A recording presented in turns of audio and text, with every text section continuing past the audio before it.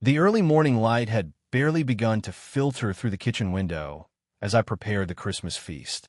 My hands, gnarled with arthritis but still capable, moved with practiced efficiency through the familiar motions of holiday cooking. The turkey, a magnificent 20-pound specimen, was already in the oven, its skin beginning to brown to a perfect golden hue. The cranberry sauce bubbled gently on the stove, releasing its tart fragrance into the air. On the counter, bowls of prepared vegetables waited their turn in the oven. I had been awake since 5 a.m., unable to sleep with the mixture of anticipation and dread that had been building in my chest for weeks.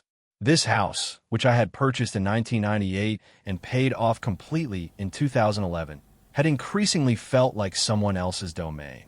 My domain. 3 years ago, when my daughter Amanda had called in tears, her voice trembling as she explained that her husband Michael's construction company had collapsed overnight, I hadn't hesitated. "Come home, sweetheart," I had told her. "Stay as long as you need." They had arrived with 3 suitcases and hollow eyes, defeated by circumstances beyond their control. Amanda had clung to me in this very kitchen, crying into my shoulder, "Thank you, Dad. We'll get back on our feet soon." Michael had shaken my hand with a grip that was desperate rather than confident. "You're saving our lives, Waldo," he had said. In those early months, they had been grateful. Amanda helped around the house. Michael looked for work, and there was a sense that their stay would be temporary. But as months turned into a year, and then 2, something began to shift. The gratitude faded, replaced by expectation. The help around the house stopped, replaced by demands. The temporary solution began to feel permanent. 6 months after they moved in, I was setting the table for dinner when Michael had walked through. "Waldo, you really should update this place." The carpets, said, the furniture, gesturing around. "It's all very dated." "I like it this way. It's comfortable," I had replied. He had laughed, that patronizing sound I would come to hear 1,000 more times. "Comfortable for you maybe, but we have friends coming over. We need to present a certain image." I had folded the napkins then, creasing them into triangles, just as I was doing now for the Christmas dinner. Another memory surfaced, the check I had written for $45,000 to save them from creditors. I still had the canceled check in my filing cabinet, dated February 2022. Amanda had cried with relief when I gave it to them. "You're saving our lives, Waldo," she had said. Michael had clasped both my hands. "We'll pay you back for everything." The months had passed like water through a sieve. Month 12, I had been watching the evening news when Michael took the remote from my hand. "I was watching that game, old man," he had said, not even bothering to apologize. Month 18, I had overheard Amanda on her phone in the hallway. "Yeah, we're stuck living with my dad. It's suffocating." Recent weeks had brought new indignities. Being told to keep it down past 9 p.m., having my mail open and sorted, being asked to give them space in my own living room.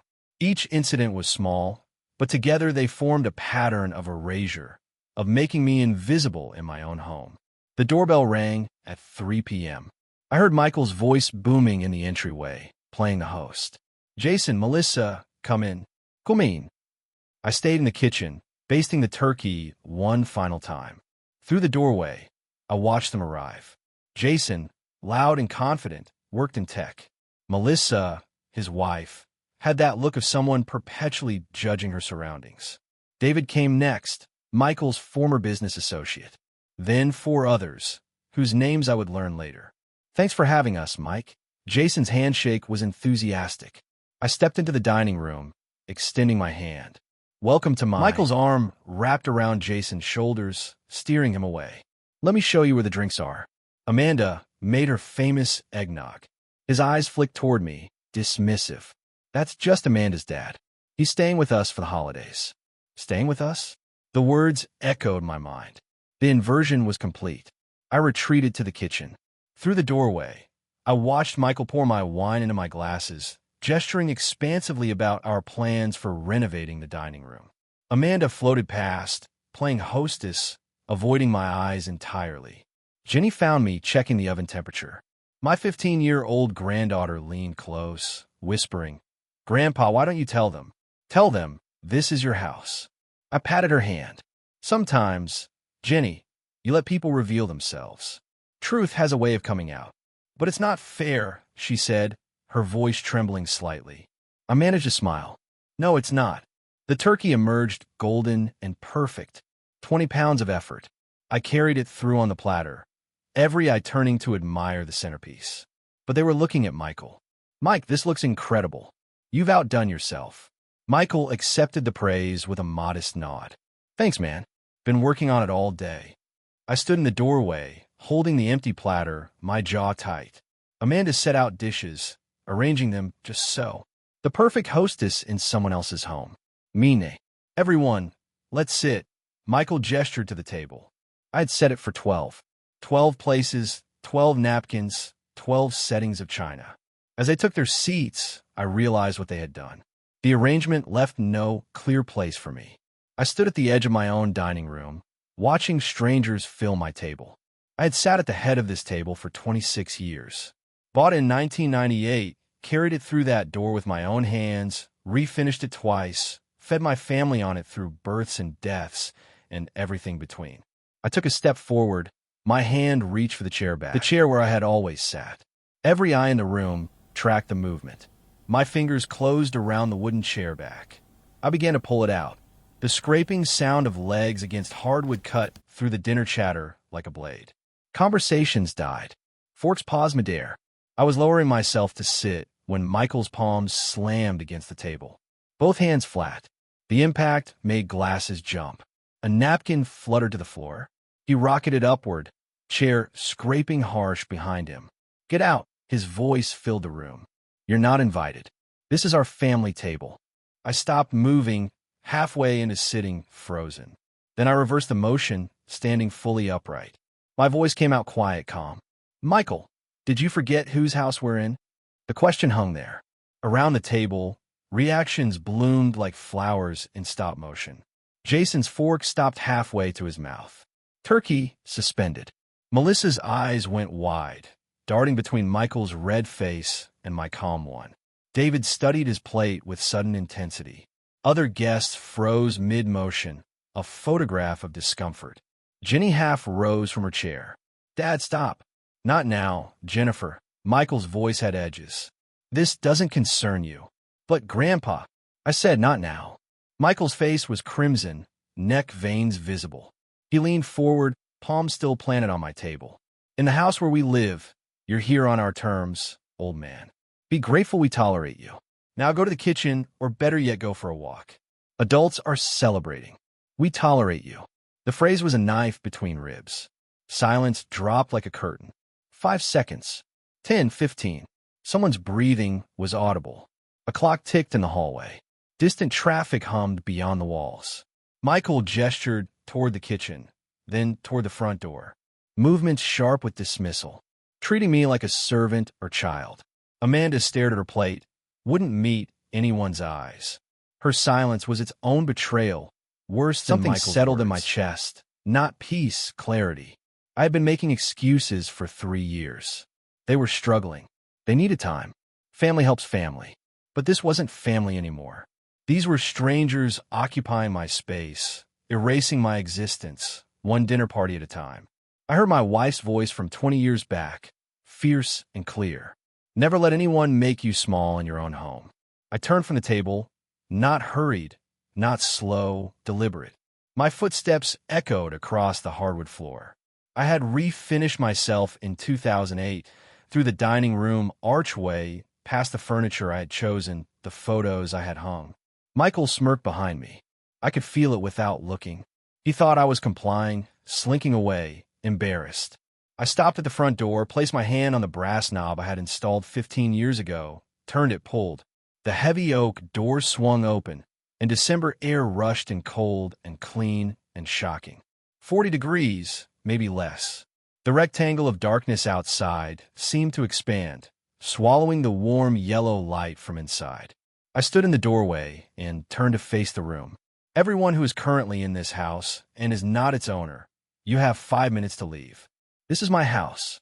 I bought it in 1998. Michael, Amanda, take your things and go right now. Michael laughed. Actually laughed, the sound harsh and disbelieving. You're joking. But the guests were already standing, reaching for coats draped over chair backs, mumbling apologies. Jason squeezed Michael's shoulder. Man, we should probably go. No, sit down.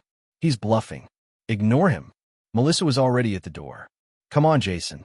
This is a family thing. Yeah, we'll call you later. Jason followed his wife. They fled, all of them within 90 seconds. David nodded awkwardly as he passed. Thanks for sorry. The others filed out in a stream of uncomfortable silence, avoiding eye contact.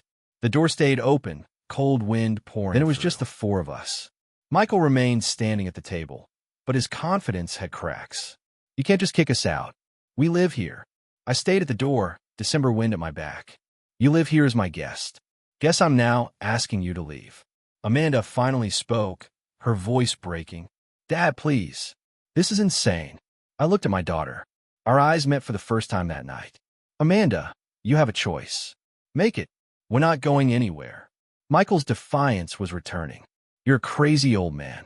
I reached into my right pocket, pulled out my smartphone. My thumb wasn't clumsy. I had taught myself technology, stayed current. I unlocked the screen, navigated to the phone app. Michael's face went from red to white faster than a traffic light. Then I'm calling the police. You wouldn't. But his voice had no conviction. My thumb moved deliberately across the screen. 9. I pressed the digit. 1. Pressed again, 1. I lifted the phone to my ear. Michael stood frozen at my table, next to my china, in my dining room. Amanda had both hands over her mouth. Jenny watched everything with wide eyes. The line began to ring. My thumb completed the motion. The final digit pressed. The phone screen lit up. Calling emergency services. 1 ring. 2. A click. 911. What's your emergency? Michael laughed. Not nervous laughter, genuine mockery. The old man's completely lost it. Sit down, Waldo. Stop embarrassing yourself. I kept my eyes on the open door. Cold December air rushing past me. Yes, I need assistance. There are people in my home who are refusing to leave after I've asked them to depart. The address is 2847 Maple Grove Drive in the Land Park District. Amanda's laugh was shakier, uncertain.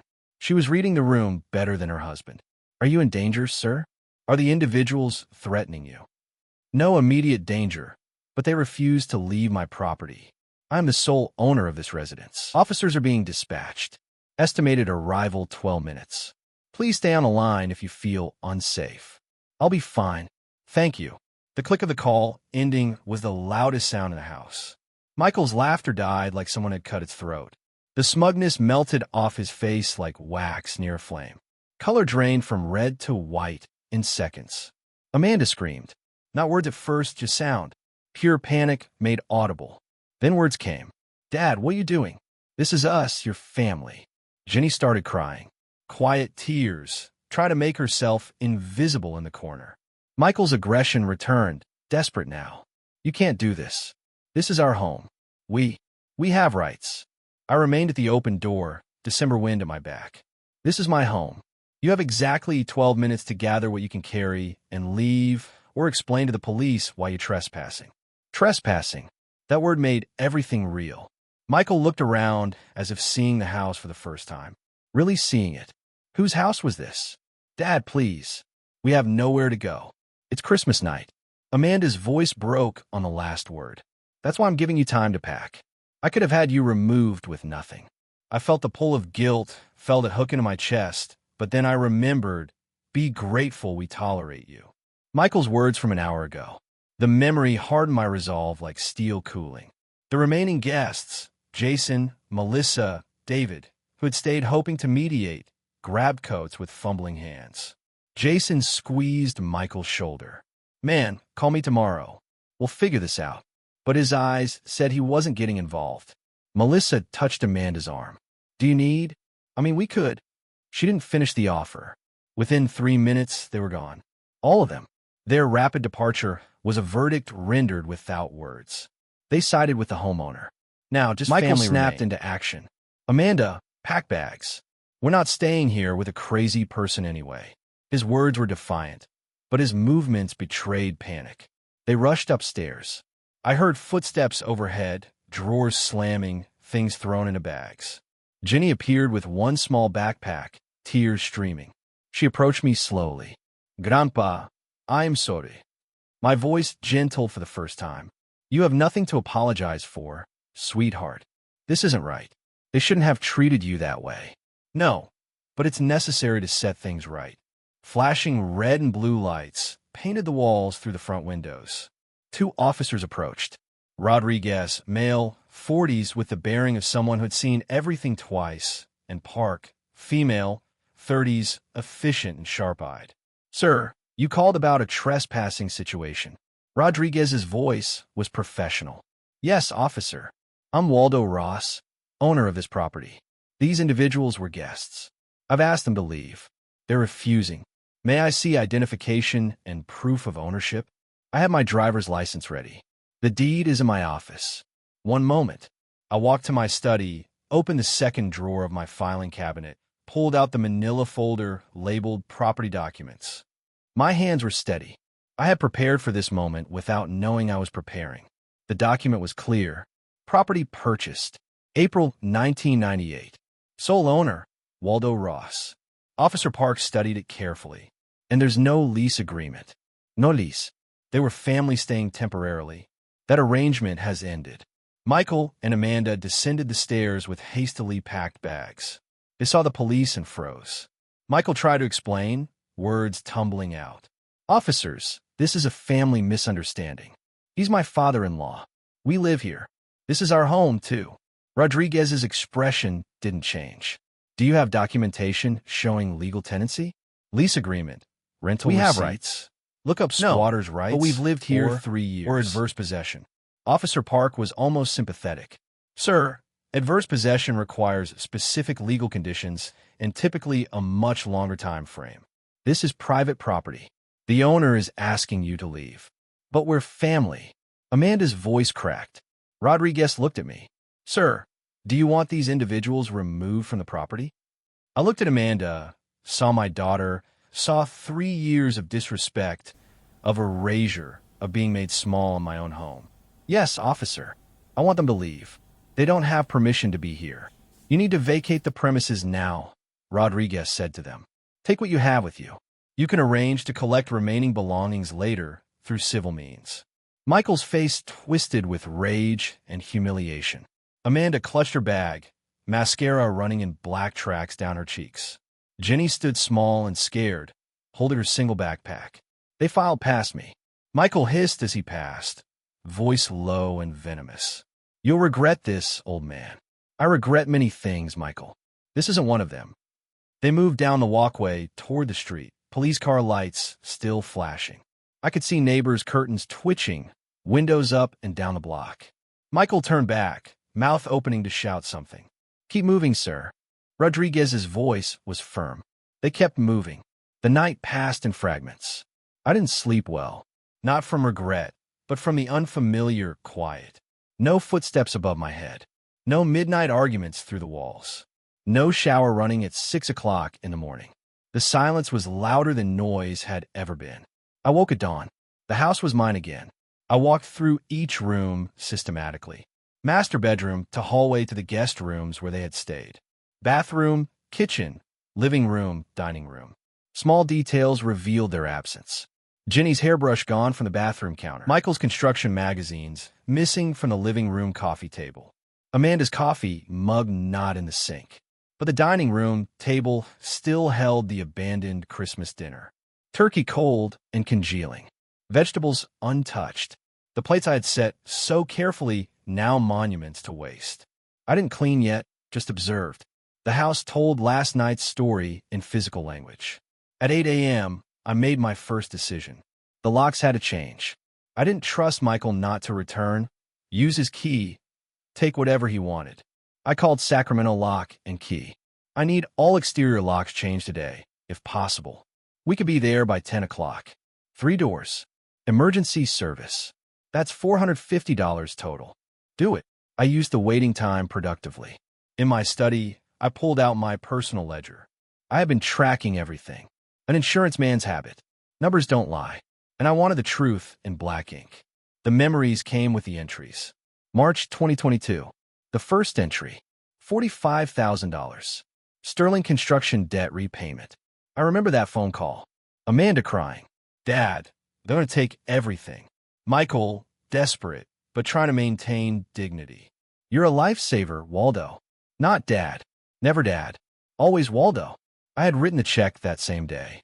Michael had promised repayment within 2 years with interest. The check cleared. The creditors backed off. The promise evaporated. July 2022, $8,000. Bankruptcy legal fees. Morrison and Associates. Michael couldn't afford the lawyer to properly dissolve his company. I paid directly, sat in that downtown waiting room while he signed papers. Amanda afterwards, thank you, Daddy. She'd call me Daddy then. But the smaller costs added up worse than the large ones. I flipped through monthly expenses. Electricity jumped from $150 to $300 after they moved in. Water from $50 to $130. Gas, internet, groceries all climbing. I fed 4 people, not one. Approximately $1,500 extra, monthly times 36 months, roughly $54,000 in living expenses. Plus the documented cash, $53,000 total somewhere, between $107,000 and $114,000. I rounded in my mind to $78,000 documented cash and $30,000 in living expenses. Either way, the number was staggering. I traced the gratitude timeline with my finger. First 6 months, frequent thanks. Months 6 through 12, less frequent. Year 2, appreciation became expectation. Year 3, criticism replaced gratitude. The last 6 months, not a single thank you. At 10 o'clock sharp, a white van pulled up, Sacramento lock and key logo on the side. Ted introduced himself, carrying a toolbox and looking professional. You want complete replacement, not rekeying? That's more expensive. I want new hardware, everything new. He whistled softly. Somebody you don't trust with a key. Something like that. Say no more. I see this a lot. Divorce, family, which is worse. He worked efficiently. 45 minutes for all 3 doors. I watched each old lock come off, each new one go on. Symbolic rebirth. The new keys were shiny brass and used. Only I would have copies. At 11 o'clock, my phone rang. Amanda's name on screen. I considered not answering. Let ring once, twice, 3 times. Answered. Dad, please let us come back. We have nowhere to go. Her voice was raw, exhausted, desperate. I kept mine measured. Where did you spend last night? Hesitation, shame in the silence. In the car. Walmart parking lot on Florin Road. I felt it then, a sharp pang of guilt. My daughter slept in a car on Christmas night. But then I heard Michael's voice in my memory. Be grateful we tolerate you. That's unfortunate. What's your plan now? We don't have money for a hotel. Michael's credit cards are maxed. I have $200. She was giving me every piece of information designed to trigger sympathy. I recognized the manipulation even as I felt its pull. We made a mistake. People make mistakes. 3 years of mistakes, Amanda. Amanda, I'm done funding them. Think about Jenny. She's 15. I'm thinking about Jenny. I'm thinking about what lesson you're teaching her. What are we supposed to do? Her voice rose to a wail. What you should have done months ago. Find jobs. Find housing. Be adults. I hung up. My hand shook slightly. The first real sign of emotional cost. I set the phone face down on the table. Finality. In that simple motion. I needed to talk to someone. I called Harold Patterson, my neighbor, 3 houses down. Retired real estate attorney. We had played chess every Thursday for a decade. He arrived within 15 minutes, 2 coffee mugs in hand. We sat on my back porch. December morning sun was weak, but present. I saw the police car last night, he said. Figured you might need coffee and conversation. You're a good friend, Harold. 20 years of chess matches. I know when you need an opening gambit and when you need an endgame strategy. This feels like endgame. I recounted everything. Christmas dinner, the insult, the eviction. Harold listened without interruption, a lawyer's habit. When I finished, he was quiet for a moment. Waldo, you did everything right, legally and morally. Then why do I feel guilty? Because you're a good man. Good men feel guilt, even when they're justified. He set down his mug. But Waldo, be prepared. They're going to come at you. What do you mean? They'll try to sue, claim tenancy rights, maybe try for adverse possession even though they have no case. On what grounds? Desperation. Michael's the type who needs to win even when he's clearly wrong. Harold leaned forward. Do you have documentation? Proof you paid for everything. Every check, every receipt. I keep records. He smiled. Of course you do. You're an insurance man. You document everything. His expression turned serious. Get a lawyer. A good one. Not when they sue. Now, be proactive. I know someone. Robert Morrison. We go back 20 years. The sun warmed the porch. Call him today. Harold's coffee mug sat on the table between us. My phone lay within reach. I picked it up, scrolled the contacts, found Morrison's name. My thumb hovered over it. The next phase was beginning. The week that followed moved like a chess game. Quiet moves, careful strategy. I spent my days in the reclaimed silence of my house and my nights planning the next phase. On the 7th day after Christmas, I drove downtown to see Robert Morrison. Highway 99, south from Land Park, the familiar route I had taken for 30 years. Exit at Capitol Mall, the Sacramento skyline rising ahead, the Capitol dome gleaming even in January's gray light. I found parking in the garage at $3 an hour and walked 2 blocks to 555 Capitol Mall. Morrison and Associates occupied the 15th floor. Modern glass high-rise, marble floors in the reception area. Furniture that whispered expensive without shouting it. The receptionist smiled with recognition. Mr. Morrison is expecting you, Mr. Ross. Conference room B. I carry my leather document folder, heavy with papers, heavy with the weight of 3 years documented.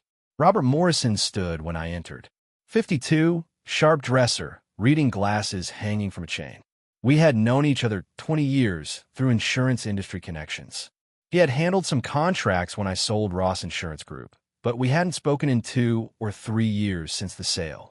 Harold called me, he said, shaking my hand. Said you had a family situation that might turn legal.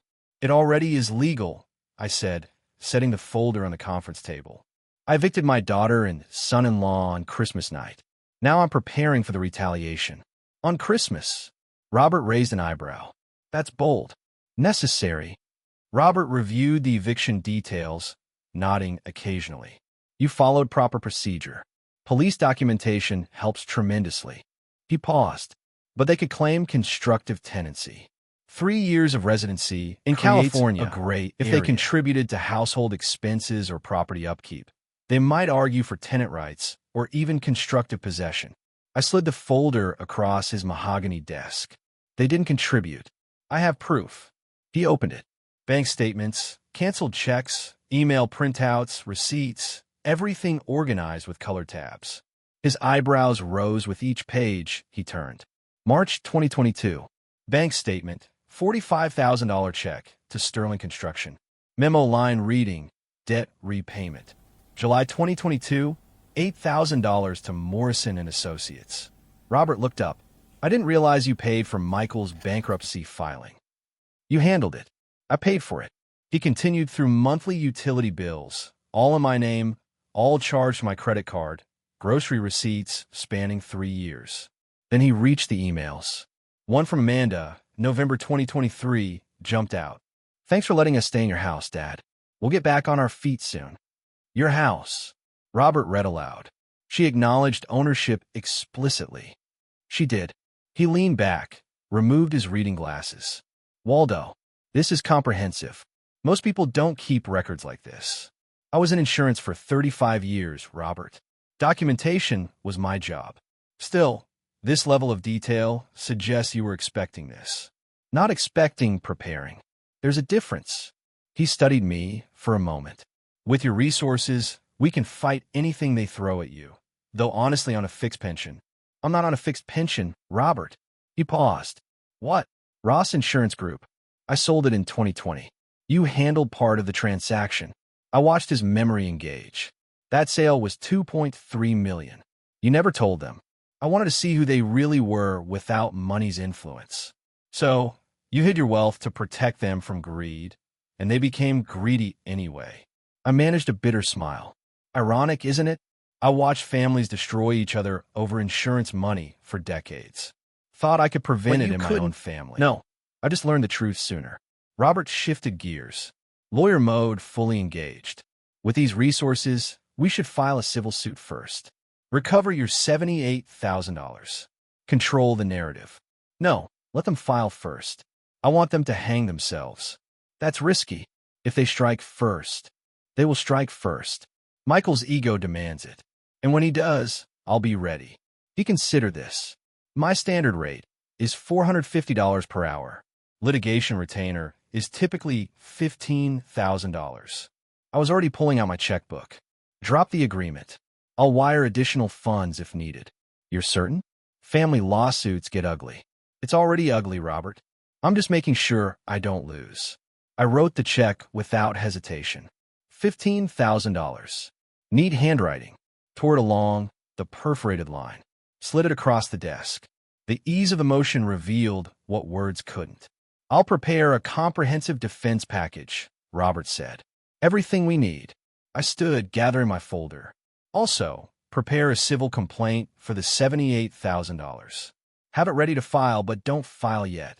You really think they'll sue first? Michael Sterling doesn't know how to admit defeat.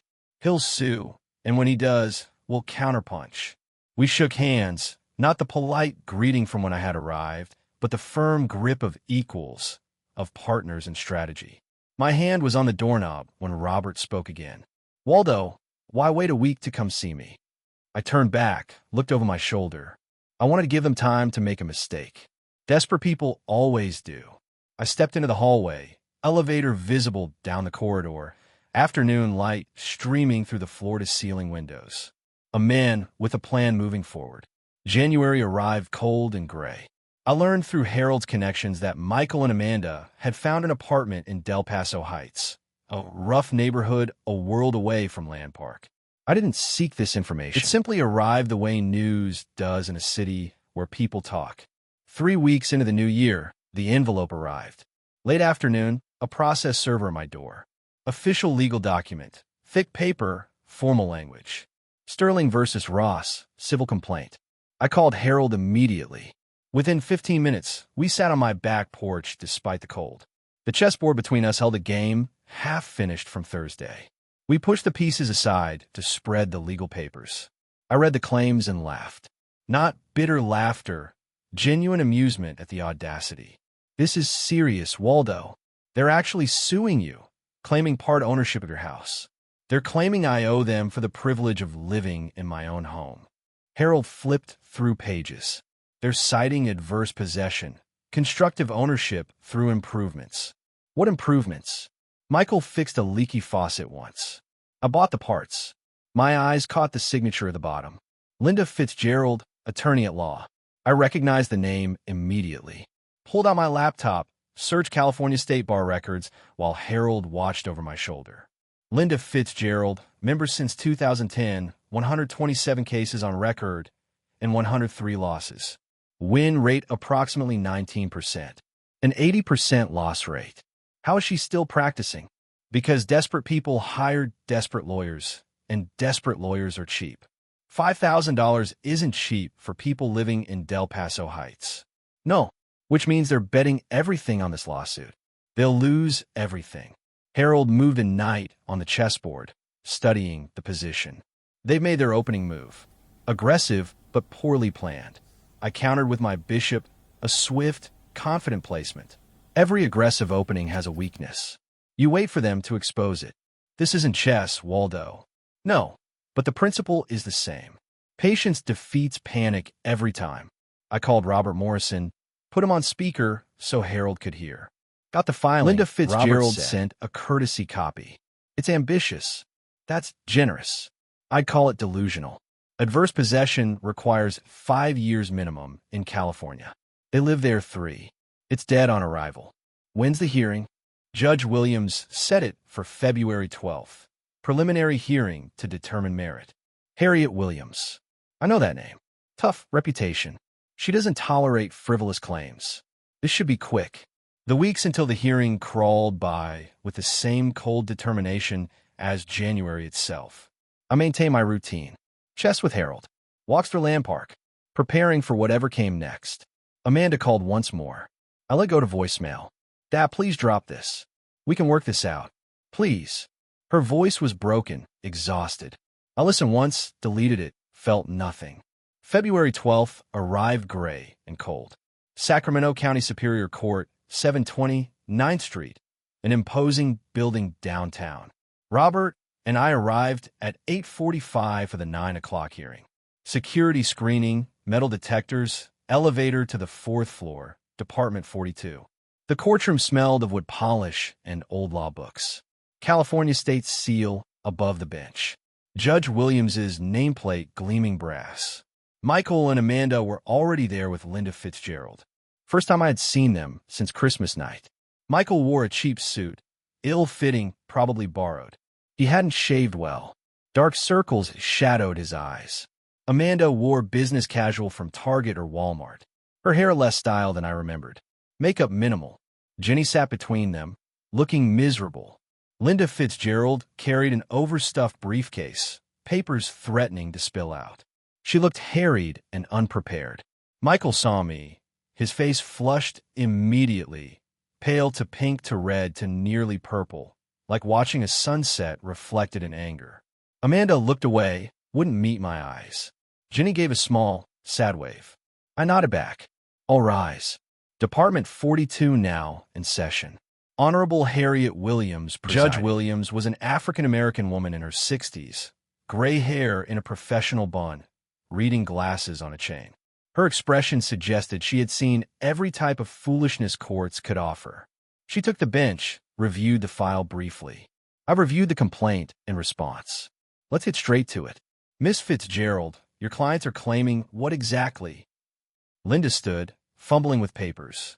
Your Honor, my clients resided at the defendant's property for 36 months. They established adverse possession through continuous occupancy.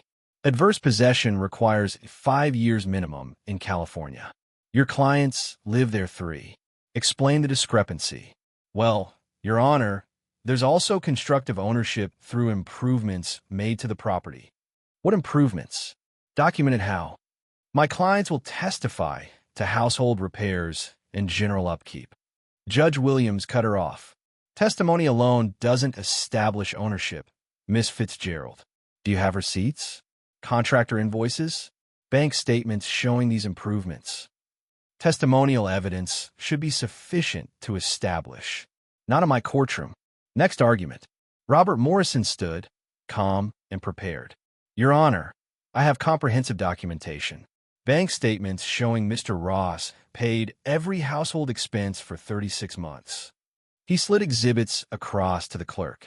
Additionally, email evidence from November 2023 where plaintiff Amanda Ross Sterling explicitly acknowledged this as Dad's house. Her words. He connected his laptop to the courtroom projector. Amanda's email appeared on screen, visible to everyone.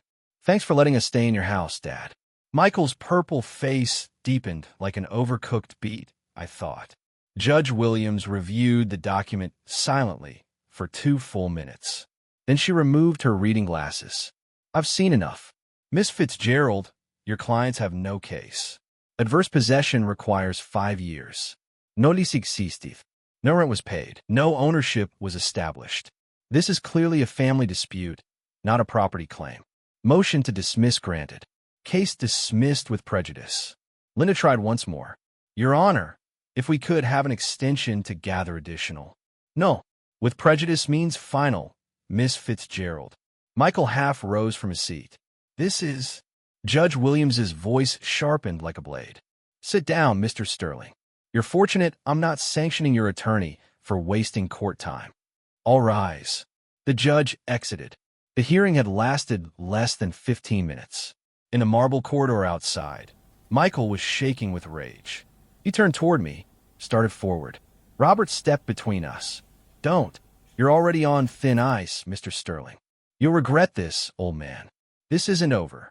Several people in the corridor turned to look. Amanda pulled Michael's arm. Michael, stop. Let's just go, please. Linda Fitzgerald scurried away without speaking to her clients, knowing she had failed them completely. I stood calm, watching Michael's meltdown with the detachment of someone observing a chemical reaction, predictable, inevitable, complete. I watched my son-in-law disintegrate in a courthouse hallway, purple-faced and impotent, and felt something I hadn't expected. Not triumph, not even satisfaction, just cold certainty that this was far from over. My hand slipped into my coat pocket, fingers touching the folder Robert had given me earlier. The one marked Phase 2, Civil Recovery Complaint, $78,000. The counterpunch was ready. The weeks following the courthouse dismissal passed with deceptive calm. Michael and Amanda vanished from my radar, licking their wounds in Del Paso Heights, but I wasn't idle. Victory in court was one thing. Justice was another, and justice required deeper digging. In early March, I made a phone call I had been planning since Christmas night. I had spent 35 years in insurance. I knew how fraud worked, and I knew my court victory stopped their claim, but didn't recover my losses. Michael was judgment-proof. No assets, no income, already drowning in debt. A civil suit might win me a judgment I'd never collect. But if I couldn't get money back, I could ensure consequences found him. I called Thomas Richardson, former colleague from the insurance industry. He worked for California Department of Insurance, Fraud Investigation Division. We hadn't spoken in 18 months, but maintained cordial professional ties. Thomas, it's Waldo Ross. How's retirement treating you? Still a year away, Waldo, counting down. Let me buy you lunch, then before you escape. The firehouse work for you? Haven't been there in months. Tuesday. Perfect. Noon. Tuesday arrived cold and clear. The firehouse at 1142 2nd Street, downtown Sacramento, upscale enough for professional lunches. I arrived first. Always did. Control tactic. Secured a quiet corner table. Thomas arrived at noon, sharp, 58, gray hair, bureaucrat's careful manner.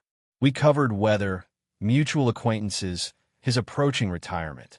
I waited until after Atres arrived to mention Sterling Construction. I cut my steak, took a bite, chewed, swallowed, then reached for my water glass. Remember that construction company that went under a few years back? Sterling Construction. Thomas paused mid-chew, thinking. Sterling? Yeah, that rings a bell. We had some complaints on them. Complaints? What kind? Insurance fraud allegations. Inflated damage claims. We started investigating, but the company went bankrupt before we could build a case. So the investigation just stopped. Usually does when there's no business entity. We moved to active cases. The seed was planted. Investigation abandoned. Not resolved. After lunch, I returned home and began researching. Sacramento County business records, bankruptcy filings, all public information. Found Kevin Torres listed as 25% partner in Sterling Construction. Kevin now worked as foreman at Davidson Brothers Construction. I called Davidson Brothers, said I was an old friend of the family. Got Kevin's cell number from a helpful receptionist.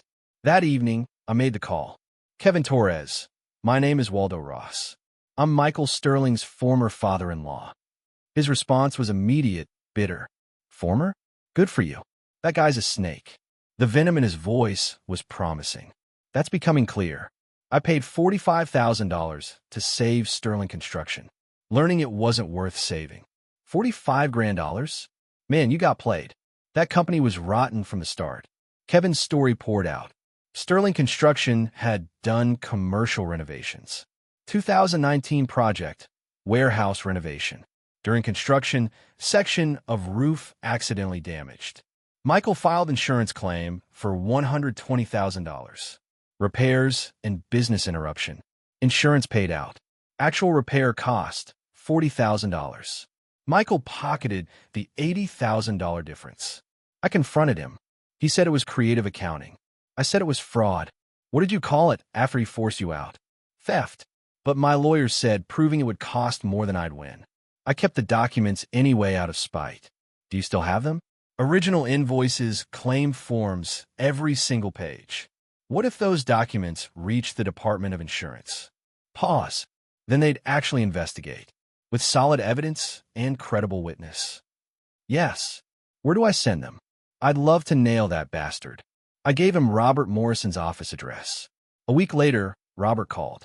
Got a package from Kevin Torres. Insurance claim forms, repair invoices, email chain. This is damning, Waldo. Clear insurance fraud.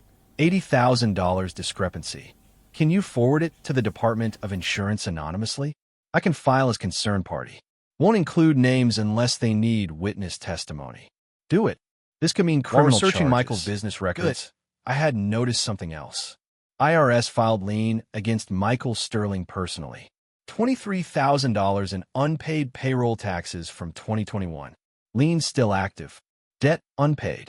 I called Robert.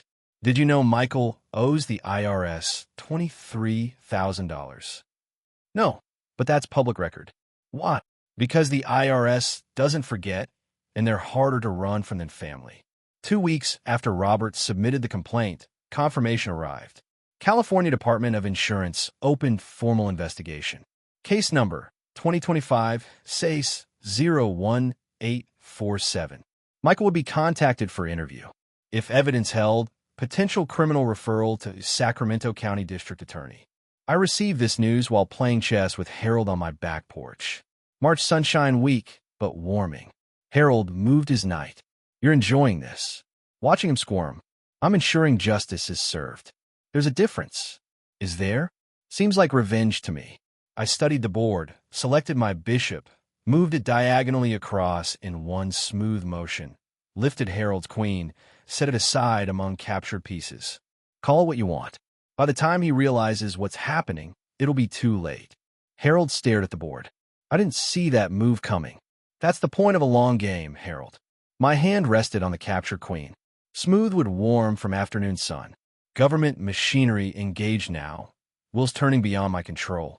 I imagined Michael receiving that letter from the Department of Insurance, the panic blooming in his chest as his past caught up with his present. The queen sat silent in my palm, power taken, game progressing exactly as planned. April arrived with the kind of rain Northern California does best, relentless, gray, miserable, perfect weather for miserable news. The investigation into Michael's insurance fraud moved with bureaucratic slowness, but its effects rippled faster than I learned about the collapse secondhand, the way you always learn the best gossip, through people who can't wait to tell you. First call came from an acquaintance in the construction industry. Waldo, thought you want to know. Word's out about Sterling. Department of Insurance investigation for insurance fraud. I hadn't heard. When did this become public? Last week. Sacramento construction community is small.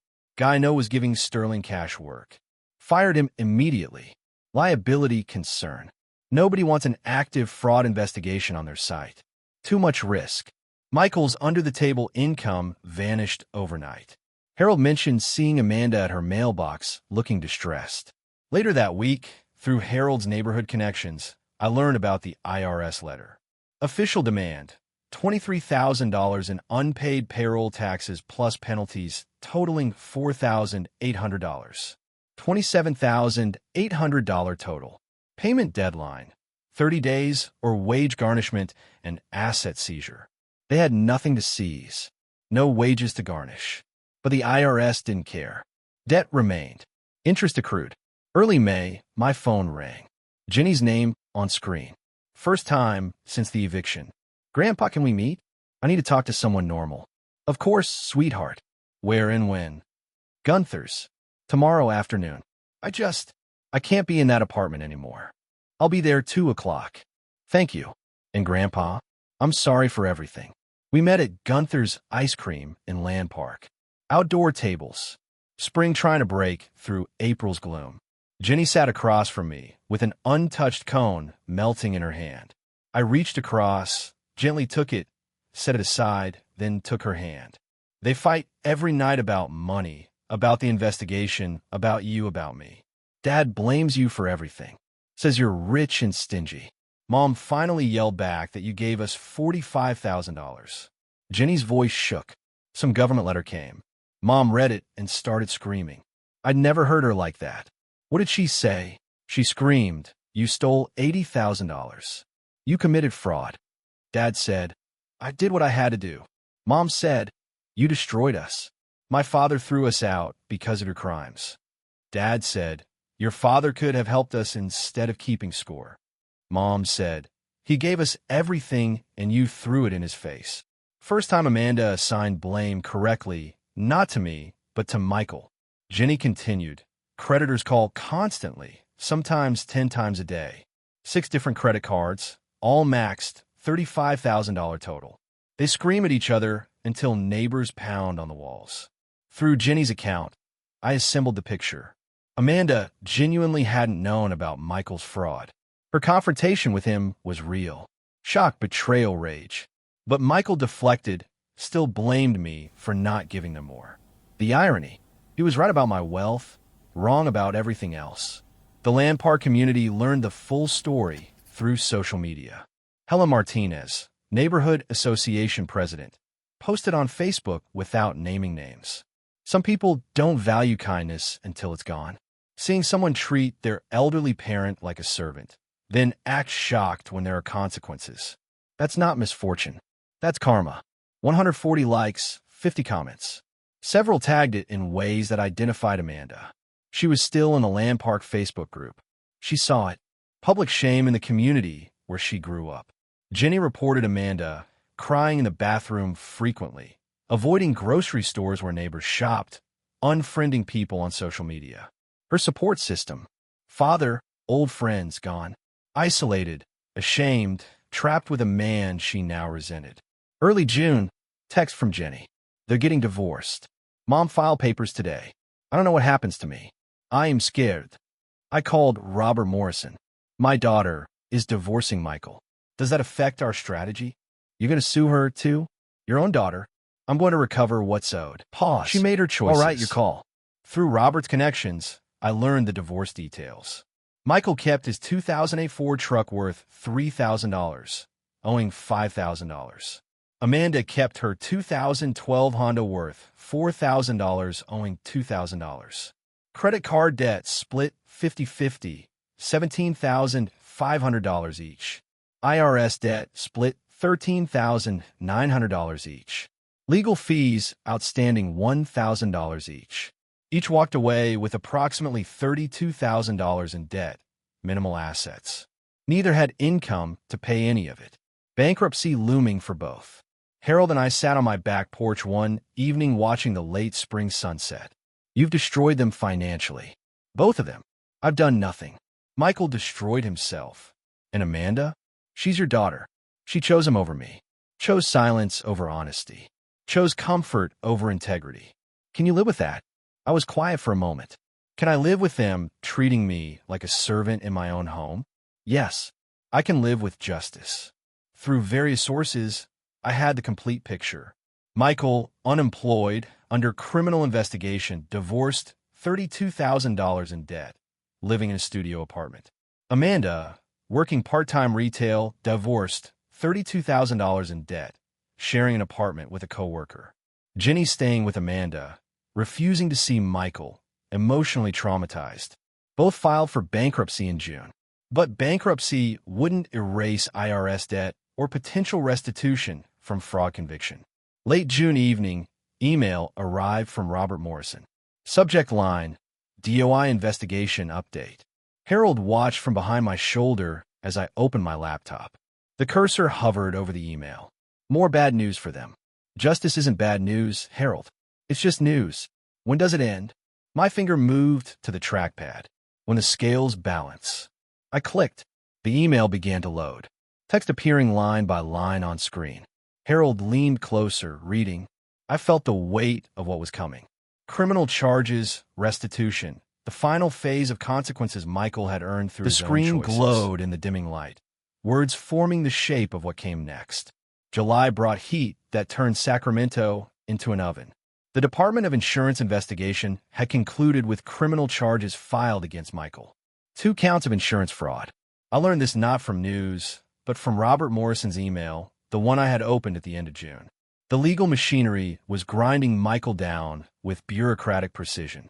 I should have felt satisfied.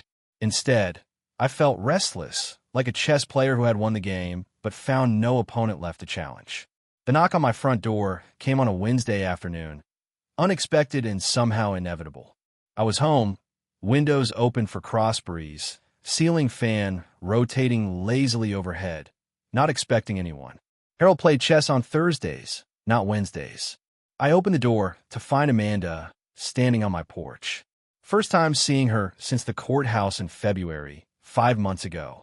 She looked older, thinner, hair pulled back plainly, cheap work clothes visible under a light jacket, retail uniform. Exhaustion lived in every line of her face. "Dad, can I come in? Please, just for a few minutes." I stepped aside without speaking. She entered slowly, looking around the house as if seeing it for the first time. Noticed things had changed. I had redecorated slightly, made the space mine again. The absence of her family's belongings was evident in the empty corners, the rearranged furniture. We moved to the living room. I gestured to a chair, not the couch. Maintaining distance. Sat across from her, waiting. The silence stretched. She struggled to begin. I didn't help. Didn't make it easier.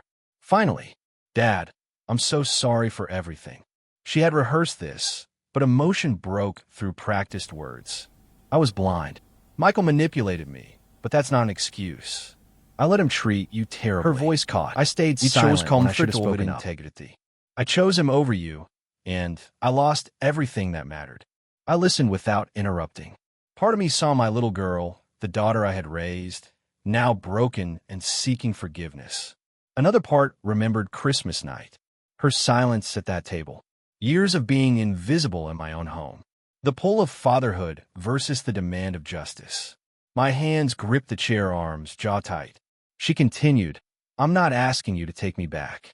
I'm not asking for money or help. I have a job now. Retail, minimum wage, but it's mine. I'm figuring things out." She met my eyes. "I just needed you to know. I understand what I lost. I understand who you were trying to be for us.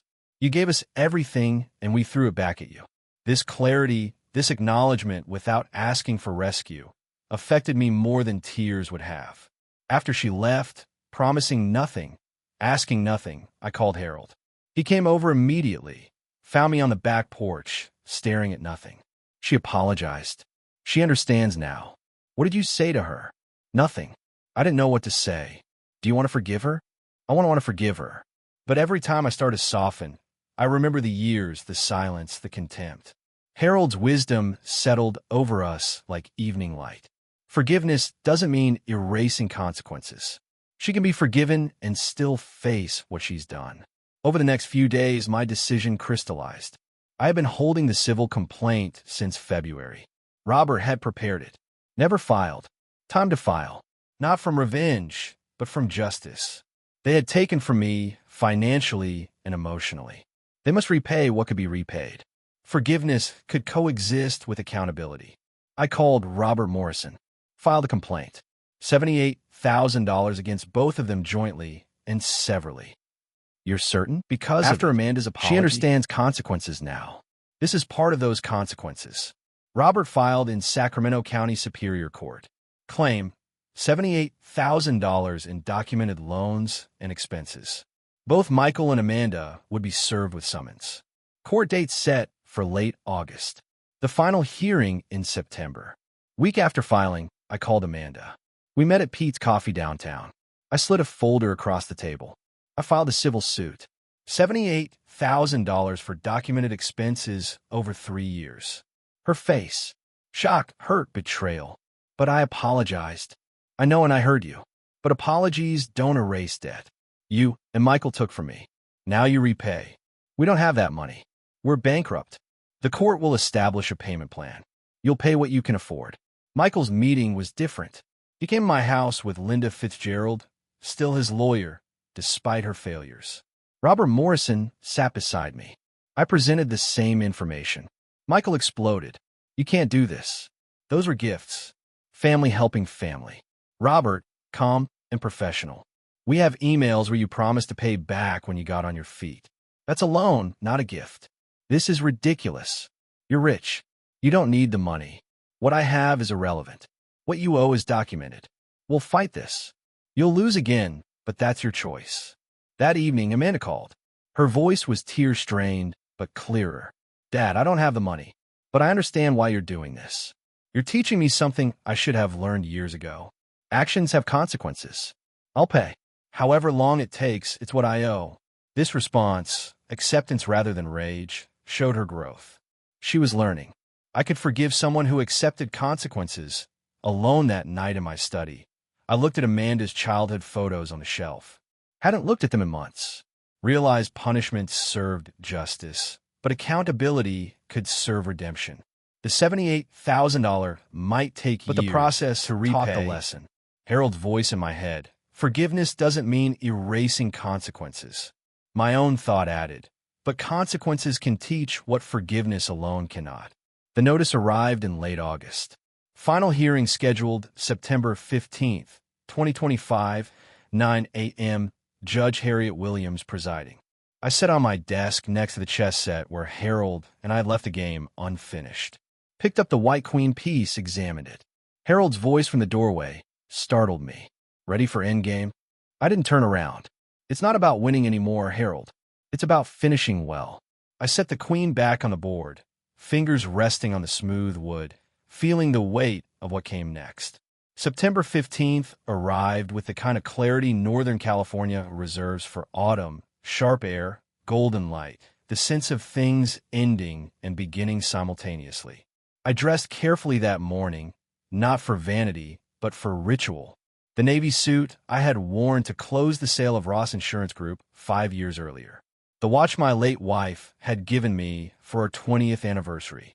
The cufflinks that had belonged to my father, armor made of memories. By 8:30, Robert Morrison's Mercedes was in my driveway. We drove to Sacramento County Superior Court, 720 9th Street. Same building as February's dismissal. Different department. Department 28, Civil Division. Same security screening, same elevators, but different feeling. This time I wasn't defending. I was seeking justice. Amanda sat alone on a hallway bench, retail uniform under her jacket. Michael stood separately with Linda Fitzgerald, looking defeated. Jenny offered me a small wave. I nodded back. All rise. Department 28 now in session. Honorable Harriet Williams presiding. Judge Williams entered, took the bench, reviewed the file. Recognition crossed her face. Mr. Ross. Mr. Sterling. Ms. Ross Sterling. We meet again, this time for civil recovery. Her tone had presided over our family's destruction. I've reviewed the evidence. Let's proceed efficiently. I believe we all want closure. Robert Morrison presented methodically. Bank statements, canceled checks, receipts, emails. Timeline, March 2022 through December 2024. Total documented, $78,000. Amanda's email projected again. Thanks for letting us stay in your house. Michael's text. We'll pay you back within 2 years. Linda Fitzgerald had nothing to rebut. Before ruling, Judge Williams said, I understand that there's a related criminal case. Linda stood. Yes, Your Honor. Mr. Sterling has accepted a plea agreement. 2 years probation, community service, restitution to the insurance company. $80,000. Yes, Your Honor. Relevant to his ability to pay in this matter. Judge Williams removed her reading glasses, looked directly at the defendants. You lived in Mr. Ross's home for 3 years, paid no rent, contributed nothing to household expenses, promised repayment. The evidence is overwhelming. She paused. Judgment for plaintiff in the amount of $78,000. However, you're both judgment-proof. Bankruptcy filings, no assets, minimal income. Payment terms, $500 per month each, $1,000 total monthly until paid in full. That's 78 months, 6.5 years, plus court costs of $8,000, split between you, joint and several liability. If either defaults, the other remains liable for the full amount. Amanda accepted this with bowed head. Michael started to object, but Linda touched his arm, and he subsided. Jenny's relief was visible. Mr. Ross, you've been patient and thorough. Justice is served. Judge Williams looked at the defendants. Use this time to rebuild. 6 years is opportunity for change. In the corridor afterward, Michael walked away immediately, hunched and broken. Amanda hesitated, then approached with Jenny beside her. Robert stepped aside, giving us space. Dad, I deserve this. We both did. All of it. Her voice was steady. No tears left. You taught me something I couldn't learn any other way. I didn't value what I had. I took you for granted. This judgment, the payments, the years, that's fair. That's justice. It's not about punishment, Amanda. It's about accountability. I know that now.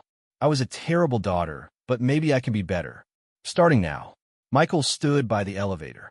He turned, took 2 steps closer, mumbled, sorry for everything. But his eyes were down, voice flat. No real remorse. Just going through motions. He entered the elevator, doors closed, last sight of him. Jenny stepped forward, hugged me. First physical contact in 9 months. Grandpa, I understand why you did this. All of it. Thank you for showing me what standing up for yourself looks like. I held her. You can always visit me, Jenny. To Amanda. With your permission. Of course, you're her grandfather. She needs you. First acknowledgement of potential reconciliation. I forgive you, I told Amanda. But forgiveness doesn't mean forgetting. Trust is rebuilt over years, not moments. You'll make your payments. You'll live your life. And we'll see who you become. That's fair. That's more than fair. When you're ready, when you've shown you've changed, we'll talk. Really talk. I'll be ready. However long it takes. We didn't embrace. Not yet. But there was understanding between us. Robert drove me home. We were quiet until he said, "You did what you set out to do." Did I? I'm not sure what I set out to do anymore. You got justice. Your home back. Your dignity. I got accountability. Whether that's justice, time will tell. We arrived at 2847 Maple Grove Drive. I looked at my house. It was completely mine again. That evening, Harold came over for chess. We sat on my back porch in golden September light, mint tea steaming between us. The game was nearly over. I had clear advantage. Did you get what you wanted? I considered. I got my peace back, my home, my dignity. And they got a lesson they'll remember for the rest of their lives. 6.5 years of payments. That's a long lesson. Some lessons take time to learn properly. And Amanda, do you think she's really changed? I think she's starting to. Whether she finishes that change, that's up to her. So, what did you learn from all this? I moved my bishop across the board. That the best revenge isn't destroying someone. It's showing them the truth about themselves. Michael saw his fraud, his manipulation, his refusal to take responsibility. Amanda saw her complicity, her silence, her choice to enable him. And I saw that I'm stronger than I thought and more alone than I'd like. But not completely alone. I looked at my old friend. No, not completely. I moved my final piece. Checkmate. Harold studied the board, nodded appreciation. I didn't see that coming. Very long game. The longest games teach the most. We sat in comfortable silence. Evening cooling around us. Light from my house spilled onto the porch. Inside my home, my space, my peace. Outside the neighborhood where I had lived for 27 years. Everything the same, everything different. I picked up my teacup, took a sip of mint tea, and watched the sunset on a day that felt like both ending and beginning. The game was over. I had won.